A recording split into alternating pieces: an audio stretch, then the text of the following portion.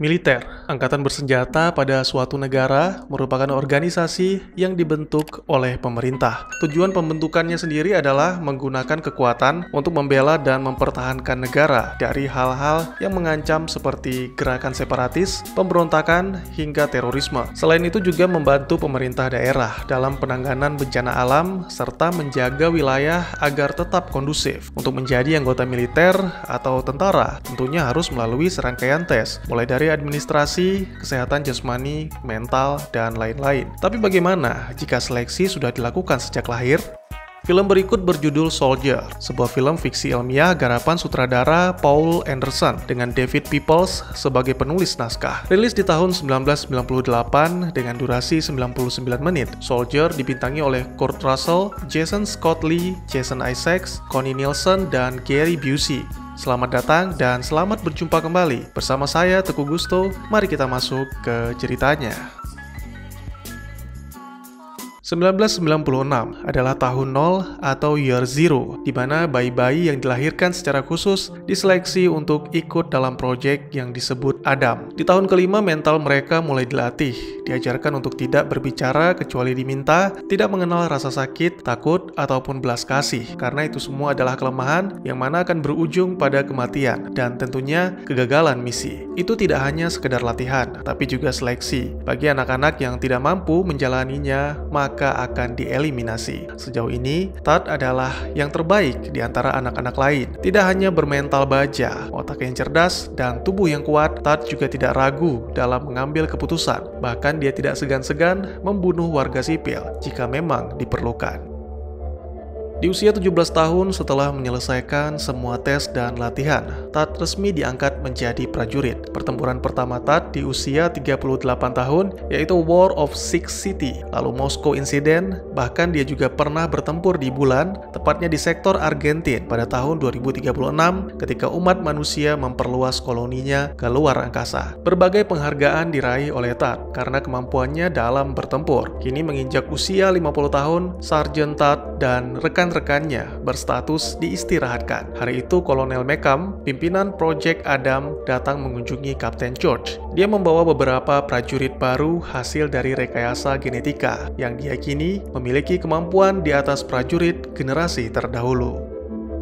Sesuatu yang tidak rusak maka tidak perlu diperbaiki. Itulah tanggapan George. Oleh karena itu, Mecham memerintahkan prajurit generasi kedua menunjukkan kemampuannya, mulai dari menembak hingga kekuatan fisik. Generasi kedua mendapatkan nilai mendekati sempurna. Untuk daya tahan, Kane, salah satu dari prajurit generasi kedua, berhasil menang telak meski Todd berlari dan memanjat 20 menit lebih awal. Tentu saja itu membuat Kapten George kesal. Bagaimana mungkin pasukan terbaiknya yang sudah memenangkan banyak pertempuran bisa dikalahkan begitu saja. Akhirnya pembuktian terakhir adalah bertarung. Mecham meminta George mengirim 2 prajurit lagi agar pertarungannya lebih seimbang, dan hasilnya sangat menakjubkan. Kane bertarung dengan baik walaupun matanya terluka, namun dia berhasil menjatuhkan 3 prajurit generasi pertama termasuk Todd, prajurit terbaik George.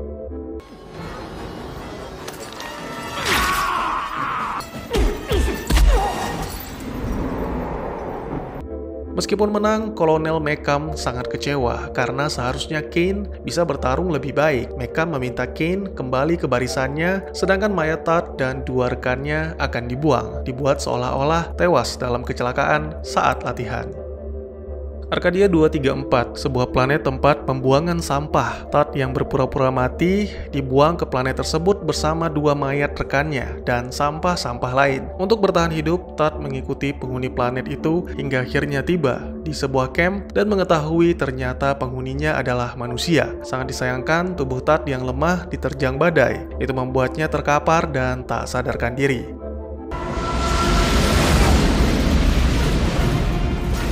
Kedatangan Todd sempat membuat para manusia penghuni Arcadia 234 gempar. Tidak ditemukan kapal yang mendarat dan tidak ada informasi apapun mengenai Todd karena prajurit itu masih dalam kondisi tak sadarkan diri dan saat ini sedang dirawat oleh Sandra, istrinya Mace. Beberapa hari kemudian, kondisi Todd sudah semakin membaik. Mace memberikannya sebuah tongkat untuk berjalan dan Todd diajak makan bersama penduduk lain. Todd tidak berbicara sama sekali. Dia hanya menerima apa yang diberikan dan bertindak sesuai dengan apa yang diminta Mace, selama itu tidak membahayakan dirinya. Namun karena seorang penduduk bernama Slade merasa khawatir akan keberadaan Todd di tengah-tengah mereka, akhirnya prajurit itu pun menjelaskan bahwa dia telah dibuang digantikan dengan prajurit yang lebih baik. Sandra menjelaskan kepada Todd sejarah penduduk Arkadia. 12 tahun yang lalu mereka meninggalkan bumi menuju ke Trinity Moon atau bulan Trinity. Sangat disayangkan kapal yang mereka tumpangi mengalami kecelakaan dan jatuh di Arkadia. Mereka sudah mencoba meminta pertolongan pada kapal-kapal pengangkut sampah, namun sama sekali tidak ada jawaban karena kemungkinan kapal itu dikendalikan oleh robot. Tapi walaupun demikian, para penyintas bersyukur bisa hidup di planet itu karena tidak ada yang memperebutkan wilayah sehingga tidak ada perang dan semua orang hidup dengan damai. Todd mulai mempelajari cara hidup para penduduk Arkadia, atau selanjutnya kita sebut dengan Arkadian. Mulai dari menanam sayuran, memulung sampah, serta mempelajari medan dan juga hewan-hewan yang berbahaya. Mungkin ular itu tidak berbahaya bagi Todd, tapi bagi orang-orang yang lemah seperti Sandra dan Nathan, bisa ular itu mampu menyebabkan kelumpuhan, bahkan kematian. Nathan, putra Mace dan Sandra, pernah menjadi korban. Itu membuatnya sakit selama berbulan-bulan hingga hampir mati, dan sejak saat itu Nathan menjadi pendiam seperti Todd.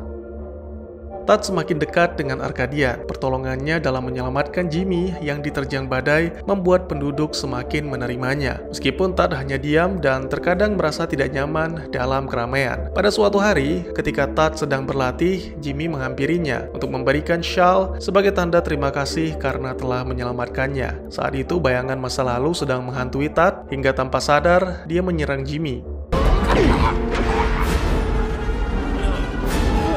Peristiwa tersebut disaksikan hampir semua orang, termasuk Hawkins, pemimpin Arkadian. Itu membuat pandangan orang-orang terhadap Todd mulai berubah, puncaknya ketika Todd tidak membunuh ular yang menyerang Nathan. Dengan sangat menyesal, para Arkadian pun harus mengusir Todd dari camp. Mereka yakin Todd adalah tentara yang baik, namun pelatihan dan segala hal yang telah dilalui membuatnya tidak bisa berbaur dengan kelompok Arkadian yang terdiri dari keluarga dan anak-anak. Todd pergi meninggalkan camp dengan perlengkapan yang diberikan oleh Mace. Tanpa disadari, prajurit itu menitikkan air mata. Ternyata hidup bersama Arkadian telah mengembalikan perasaannya sebagai manusia.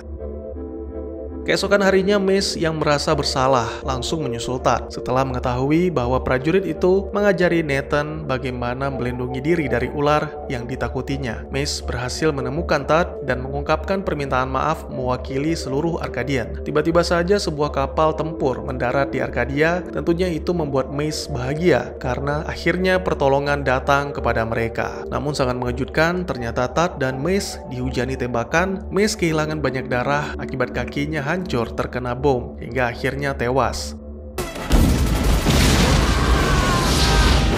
Pasukan itu benar-benar tidak memiliki belas kasih. Hawkins yang hendak melakukan perundingan diledakkan dengan rocket launcher. Kolonel Mecham adalah dalang di balik penyerangan tersebut. Dia menjalankan patroli 2 tahunan di sistem tata surya Arkadia dan menjadikan Arkadia 234 sebagai sasaran tempat para tentara supernya berlatih. Sebelumnya, Kapten Church telah meminta pertimbangan akan kemungkinan keberadaan para penyintas atau pekerja tambang di sana karena sudah seharusnya menjadi tugas tentara untuk melindungi dan menyelamatkan warga sipil. Namun Mecham menolaknya. Akan lebih baik membunuh para penyintas karena keberadaan manusia di Arkadia akan dianggap sebagai musuh. Beberapa waktu kemudian, Church dan Sloan mendapat kabar bahwa Kane akan menurunkan 3 prajurit dan memulangkan sisanya karena jumlah mereka terlalu banyak untuk melawan warga sipil. Itu membuat para veteran mantan rekan Todd menjadi tidak berguna. Akhirnya Sloan memberikan tugas memasang alat pengintai kepada veteran dan kemungkinan itu akan menjadi tugas terakhir mereka sebagai seorang prajurit. Kembali ke pemukiman Arkadian, 3 orang prajurit flamethrower atau penembak api yang ditinggalkan Kane melanjutkan pembantaian. Tiba-tiba saja Todd muncul dan langsung beraksi. Salah satu prajurit lehernya diiris, sedangkan 2 lainnya diledakkan dengan rocket launcher.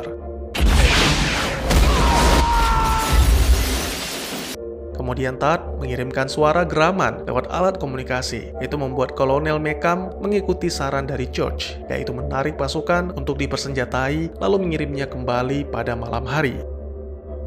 Sementara para penduduk mengobati orang-orang yang terluka, Todd mengumpulkan senjata para tentara yang dibunuhnya. Sandra dan Nathan sudah menyadari bahwa Mace telah mati. Todd tidak bisa mengatakan apapun untuk menenangkan mereka. Yang bisa dia lakukan adalah menyerang lebih dulu, sebelum para tentara jahat kembali. I'm going to kill them all, sir. Beberapa waktu kemudian, apa yang diperkirakan Todd benar-benar terjadi. Kolonel Mecham mengirimkan pasukannya yang kali ini membawa senjata-senjata kelas berat. Tentunya Todd sudah menyiapkan beberapa jebakan. Dengan kemampuan dan pengalamannya dalam bertempur, Todd menghabisi para tentara. Bahkan berhasil merebut salah satu kendaraan tempur yang disebut dengan Crawler. Sementara itu, Crawler 2 yang dikendarai oleh Kane telah tiba di camp Arkadian. Meski sama sekali tidak mendapat perlawanan, tapi Kane dan pasukannya terus membombardir camp sehingga banyak Arkadian yang tewas. Tiba-tiba saja radar Kane mendeteksi kedatangan Crawler 1. Itu dikendarai oleh Todd. Mobilnya melaju dengan cepat, melindas semua tentara yang ada di depannya, lalu menabrak mobil yang dikendarai Kane. Hilangnya komunikasi membuat Mecham dan ajudannya panik, apalagi setelah mendengar suara Todd mengatakan bahwa para prajurit supernya telah usang. Your men are obsolete. Karena seluruh pasukannya telah dikalahkan, akhirnya Mecham memutuskan untuk menggunakan Planet Killer, sebuah bom dengan daya hancur yang luar biasa, hingga mampu menghancurkan sebuah planet. Pertempuran masih belum berakhir. Kane yang terluka menyuntikkan painkiller ke tubuhnya dan melanjutkan misi pembantaian. Beruntung Sandra dan anak-anak lebih dulu ditemukan oleh Todd. Kemudian dia meminta Sandra dan yang lainnya untuk melarikan diri. Duel di antara dua prajurit terbaik dari dua generasi yang berbeda berlangsung cukup sengit. Dalam hal kekuatan dan kecepatan harus diakui Kane lebih unggul. Namun pada akhirnya kecerdasan dan pengalamanlah yang membuat Todd memenangkan pertarungan itu. Sang prajurit tua benar-benar menghabisi Kane dengan mematahkan lehernya. Beberapa waktu kemudian, Arkadian bertemu dengan para tentara yang sedang memasang bom. Untungnya para tentara itu adalah generasi pertama yang mana adalah rekan, sekaligus mantan anak buah Todd. Sementara itu, Kolonel Mecham membunuh Kapten George karena menolak perintah meninggalkan pasukannya yang tersisa. Terdengar suara derap langkah kaki yang ternyata dari para veteran yang dipimpin oleh Todd. Kolonel Mecham beserta ajudannya dilempar keluar dari kapal dan hancur bersama planet. Sedangkan pesawat yang membawa Todd bersama para veteran dan juga Arkadian berhasil lepas landas tepat sesaat sebelum bom meledak. Mereka akan menuju ke Trinity Moon, sebuah tempat yang dulunya menjadi tujuan para Arkadian. Akhirnya film pun ditutup dengan menampilkan Todd yang menggendong Nathan. Sikap Todd membuat para veteran sangat terkejut sekaligus bingung. Namun itulah yang seharusnya dilakukan oleh prajurit sejati, yaitu membela dan melindungi yang lemah, bukannya menjadi alat atau mesin yang membantai orang-orang tak berdosa. Akankah mereka tiba di Trinity Moon dan menemukan kedamaian? Dan tamat. David Peoples juga menjadi salah satu penulis dari masterpiece-nya Ridley Scott, yaitu Blade Runner. David menganggap Soldier sebagai spin-off sequel atau masih satu universe dengan film Blade Runner. Menurut David, para prajurit dalam film ini adalah contoh bentuk kehidupan yang diciptakan manusia. Selain itu juga ada bangkai kendaraan yang disebut Spinner di planet Arcadia 234. Dari daftar senjata yang digunakan oleh Todd, terlihat dua senjata yang muncul seperti di film Alien, yaitu 3008 USCM Smart Gun, yang mana kemungkinan jenis yang sama dengan M4-1A Pulse Rival, karena sempat terlihat huruf terakhir LA yang kemungkinan menjelaskan tentang senjata tersebut.